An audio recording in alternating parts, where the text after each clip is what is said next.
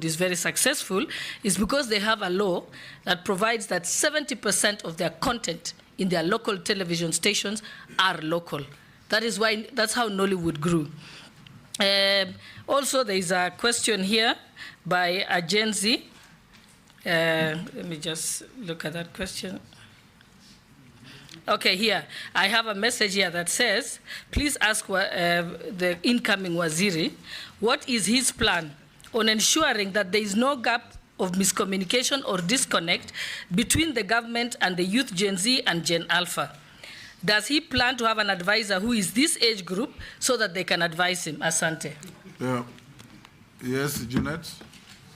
I wanted to ask one last question. Mr. Speaker, I want to ask the nominee. One of the problems this government, we faced this government in the last 1 or 2 months, Mr. Speaker, emanated from what is called opulence, arrogance, show-off, and unfortunately or fortunately, you are put in the center of it.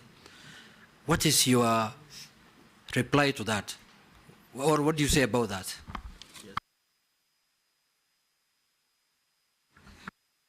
Lini?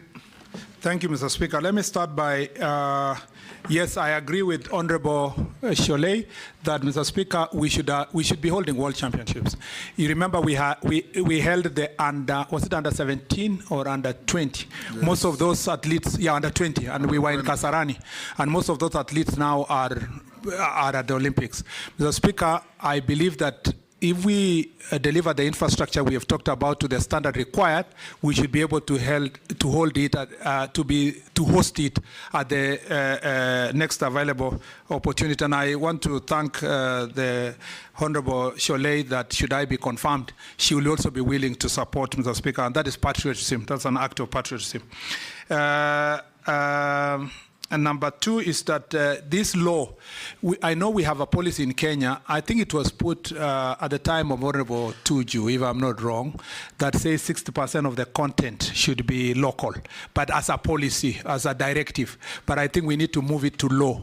So when we are revising because we have now a draft creative industry bill and policy, I think as we move to that direction, we should include that in the bill. Mr. Speaker, Honorable Cholet also has talked about communication and reaching out to the younger people. I want to confirm that, Mr. Speaker, I will make sure that I work with the young people, and I will, resources permitting, and it's my wish that I get somebody to work with me who is at the age of what is now called Gen Z or Gen Alpha. That group, Mr. Speaker, who are in their 20s to 30s, Mr. Speaker, I would like to have one of them work in my office, but also I'd like to make sure that the internship programs that we also have in the government, some of those who will intern within the ministry to intern in my office, so that they can also help me build my capacity among young people, so that I continue benefiting from the benefits working of these young people. By the way, I want to assure our young people that they should not fear anything about. I am very enthusiastic about sports and youth. And that, Mr. Speaker, is important to make that assurance. Mr. Speaker, Honorable Junnet has asked a very pertinent question. I'm very happy to have this opportunity to say this. Mr. Speaker, I am not arrogant. In fact, Mr. Speaker, I am as gentle as a dove. For those who know me, who are my friends, they know that I cannot hurt a fly. Mr. Speaker, I have many friends in this parliament. They know me. And I have many friends who I've worked with. The problem with public service, and particularly if you have been a politician, you are always around here confronting challenges. And sometimes when you speak in a particular manner, it's concluded that that person is arrogant. Mr. Speaker, I am not. And as a Christian, I should not be containing arrogance. Number two, Mr. Speaker, on the question of opulence, Mr. Speaker, I must say this with utmost respect. I do not know even what opulence means, Mr. Speaker. And let me say this. I take it to mean that people who are opulent are the ones that bask in wealth and modern things. You will see them exposing where they are with their families, where they live, showing which car they drive and all that. Mr. Speaker, I just became a victim, unfortunately, of a crossfire of a conversation On things, Mr. Speaker, I do not go anywhere to announce to somebody that I wear this, I do that. It's just that some pictures take something you wear and this, that, Mr. Speaker. Ultimately... And you spoke carelessly somewhere. Ultimately, Mr. Speaker... In some radio show. It wasn't careless, Mr. Speaker. Ultimately, yes. I was asked in a radio show a direct question. What is the most expensive shoe, tie, watch you have ever worn? Mr. Speaker, I had you two didn't choices. know it was a trick? No, it's not a trick. Even if it was a trick, I had two choices. Either to lie or to say the truth. Or not to answer. Mr. Speaker, no, let me just come to that. That was the third Mr. Speaker, I would have refused to answer, but I also had the opportunity to say the truth.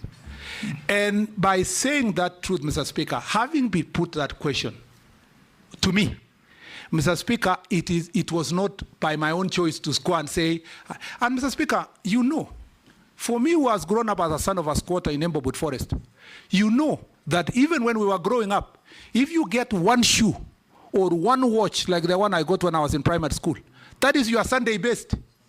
That is your Sunday best. It's that one expensive thing you have that sometimes you are happy with. But to say I'm opulent, Mr. Speaker, I must say this with utmost respect. I have never gloated anywhere about anything I wear, anything I have, Mr. Speaker. Even where I live, Mr. Speaker, I've never gone to announce to people that I have this kind of a house. Or, Mr. Speaker, I've never even bragged about the car I drive, even if all those things could be more expensive than the things that have been mentioned. And I have said this, and I say this when the president nominated me. There is a verse in the Bible that says, if your eye is going to hurt a neighbor or your hand is going to hurt a neighbor, you better gouge it out so that you don't make your neighbor to sin. And I say this when the president nominated me, that if in any way I behaved either by speech or conduct or my lifestyle, Mr. Speaker, in a manner that hurts any Kenyan, I apologize profusely. Mr. Speaker, that I said, and I mean it. I mean it as a Kipchumba, and I mean it as a Christian. That if I had, and Mr. Speaker, to demonstrate my commitment, Mr. Speaker, if any Kenyan tells me tomorrow that you can only wear butter shoes, and it will help me, Mr. Speaker, I'm being very honest, that if you wear only butter shoes, it will promote us to focus on your job and to hold you account on your job, Mr. Speaker, I'll do so. Because I do not want anything to distract the people of Kenya from the things I do. And I say this, Mr. Speaker, this is the conclusion, having managed, Mr. Speaker, a ministry that has so many agencies and a huge budget, I am extremely proud as Kipchumba Murkomen that for 2 years, I have not been mentioned on questions of incompetence. I've done my job with utmost hard work. The people I've left back in the ministry are very proud of the work we did. Number two, Mr. Speaker, that in those 2 years, I have not been accused by anybody on anything related to impropriety or corruption. Integrity is my middle name, Mr. Speaker, and I intend to keep that integrity, Mr. Speaker, notwithstanding the misconception that came around this. And I will remain in that narrow path, Mr. Speaker, for the benefit of our country. Don't fear, don't live in fear. Honorable Murkomen, I'll ask you two short questions. Number one, I'll take you back to football. Because football is the most captive sport in the world. You know that. In this country, there was a time when our second president, out of probably misadvice, outlawed social football clubs.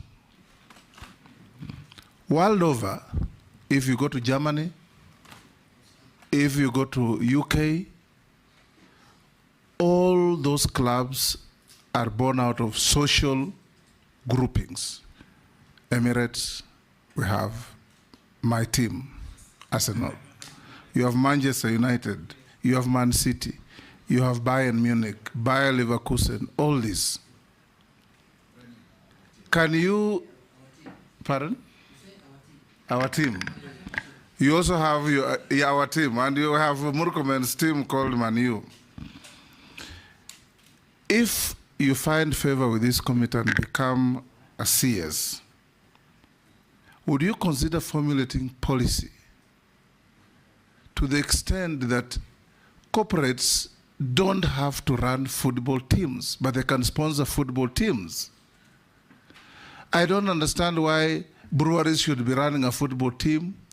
Soon, perhaps Safaricom will run a football team and others. Why can't they channel those resources to social groupings that have got emotional attachment to the game that will promote football in this country? Number two, when FIFA continued unreasonably interfering in the management of football in Nigeria and Cameroon, the government deliberately tell them, go to hell, suspend us for 2-3 years, it doesn't matter, we'll organize our sports, hold elections, have accountable leadership, and we'll come back to play with you. At some point, you might just have to bite the bullet and take us in that direction, because the mess that we see in the management of football in this country is not taking us anywhere. Remember the good old days of Muhammad Abbas, Josephat Morila, JJ Masika, Onyango Jogo, all Ayoi, all those greats. And those are about 20